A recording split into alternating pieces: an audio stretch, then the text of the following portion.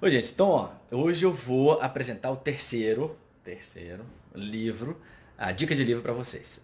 Eu vou falar para vocês o livro de hoje, que eu vou apresentar.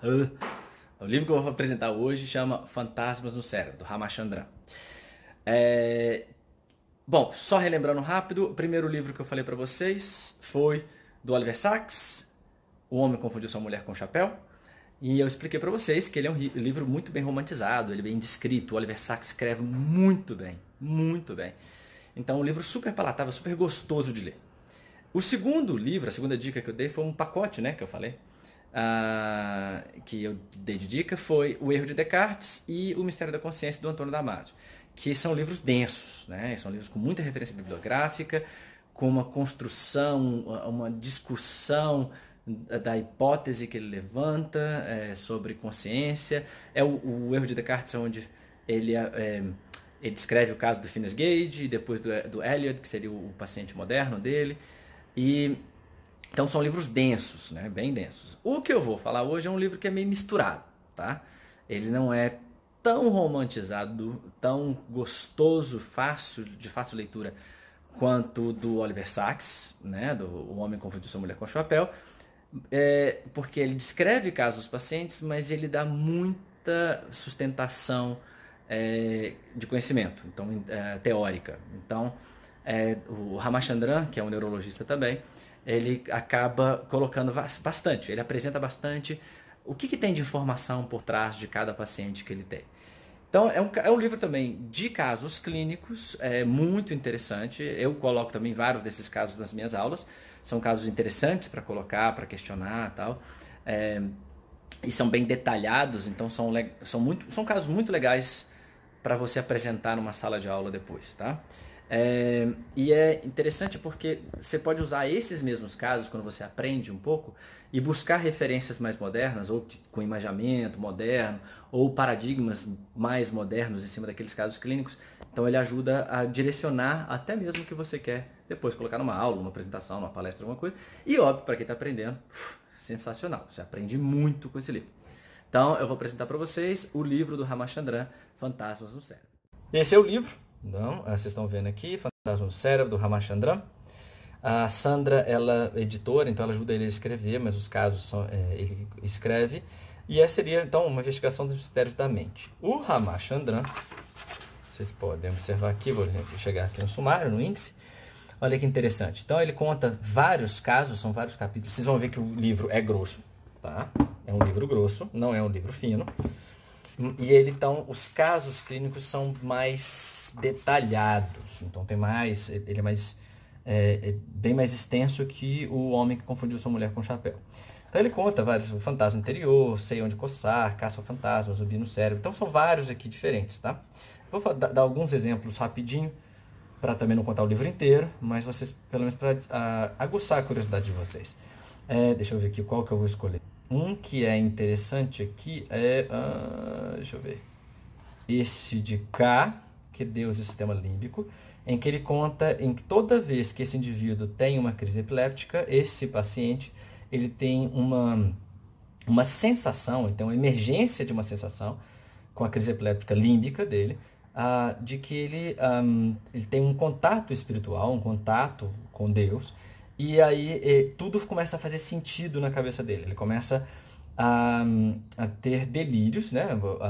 De sensação de que ele começa a compreender de uma forma quase conspiracionista em algumas coisas, quando ele tem crises epilépticas. Então esse é muito interessante, esse caso é muito legal.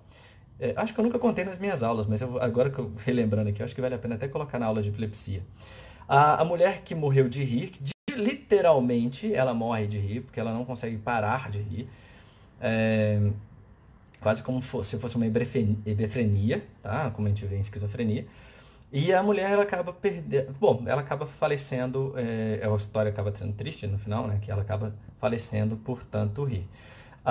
Outro que é interessante aqui, deixa eu lembrar. Sei onde coçar, eu acho que é esse aqui, eu não lembro direito se é esse exatamente. Que é o indivíduo que ele perde o braço e ele continua sentindo que o braço existe, né? Pelas terminações nervosas, a gente sabe como acontece com o braço fantasma.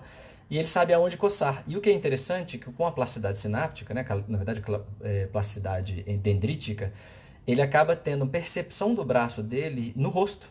Então você tem um mapa do braço dele no próprio rosto. Esse aqui é um exemplo que eu dou na minha aula de plasticidade.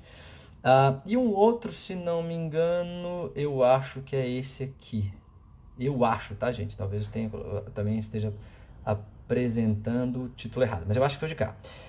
É que ele conta o caso de um indivíduo também que tem epilepsia, que tem uma lesão, ela tem não sincroniza mais a atividade da amígdala com o sistema visual, e o indivíduo, eu acho que até era um ex-embaixador ou cônsul da Venezuela. Eu não vou lembrar direito, senão eu teria que ler o livro de novo para lembrar para vocês. Mas e que ele enxerga os pais, mas ele não acha que os pais são os pais de verdade. Ele acha que os pais são eles são androides ou alguma coisa assim. São impostores, lembrei. São impostores nos corpos dos pais que estão lá. Então, na verdade, ele tem ele não vincula mais a emoção, o vínculo afetivo que ele tem com a imagem dos pais que ele está vendo pelo sistema visual. Então ele não sincroniza mais o sistema límbico, de uma forma mais genérica falando, o sistema límbico com o sistema visual. Então ele vê os pais, mas ele não sente que aqueles são os pais dele. Então ele acha que os pais são impostores. Então são casos bem interessantes. Como eu falei, o livro é extenso, ele não são casos curtinhos, e ele apresenta bastante, entendeu? Ele fala da conversa com os pacientes, os casos dos pacientes, mas ele apresenta, deixa eu achar uma imagem aqui. Esse é também um caso que eu falo, eu acho que é da nosognosia. Passou tão rapidinho que eu não sei. Que é quando uma pessoa ela para de perceber metade do mundo. Os alunos que já tiveram aula comigo, eles sabem que eu mostro um vídeo de uma paciente com esse transtorno neurológico em que ela mesmo, quando você pede para ela desenhar um desenho de memória, ela desenha a flor, mas não completa a flor direto. Mas para ela está completo. Até a Machandra apresentar e falar, mas e aqui, você não está faltando pétala para cá? Ela, realmente. Então, na hora que ela presta atenção, aí que ela percebe que ela esqueceu mesmo. Mas para ela, quando ela desenha, ela tem a percepção, a imagem mental dela que ela desenhou a flor por completo. Então, ele apresenta algumas imagens, né, dos pacientes, mas não tem nenhuma figura que eu queria mostrar para vocês. Então, ele tem bastantes referências, tá? Ele é muito legal. Esse é um livro muito interessante. Foi um dos primeiros livros que eu li também. Não tem. Tem. Não tem. Que eu queria ver se tinha algum desenho do cérebro. Não tem. Bom, esse então é um livro interessante. É mais uma dica que eu dou para vocês, Fantasmas no Cérebro. É um livro muito legal, com casos bem curiosos. É isso, gente. Esse é o terceiro livro, a terceira dica. Então, já dei uma dica para vocês de um livro que ele é mais de casos clínicos, que ele é mais leve, que é fácil de ler, que é o do Oliver Sacks.